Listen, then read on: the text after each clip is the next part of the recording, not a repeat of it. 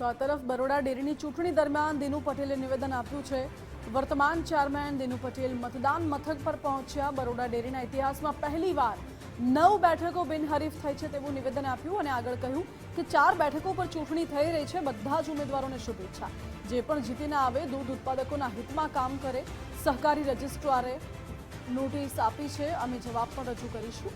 સત્ય પરેશાન થાય છે પરંતુ સત્યનો વિજય થાય છે તેવું પણ દિનુ પટેલે કહ્યું છે અને આગળ ઉમેર્યું કે મેં દૂધ ઉત્પાદકો ડિરેક્ટરોના હિતમાં કામ કર્યું છે।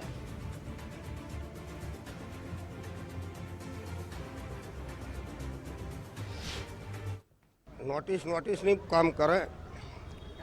અમને જે પ્રકારે નોટિસ આપી હતી, ઘણા મિત્રો એવું કે 13 તારીખે ગયા જ જતા રહીશું। સંવાદો નહીં, મેં તો વૃદ્ધાશ્રમ ખોલેલો છે અને જાહેરાત આલી છે કે મારે તો કોઈ ચૂંટણી લડવી નહીં, એ થશે એને જોઈ લઈશું। અમે તો કંઈ બહાર નાહી નહીં ગયા, પોટલો બોધી જઈ શકવાના નહીં અને અમે કોકની પર માટલો ફોડવાના નહીં।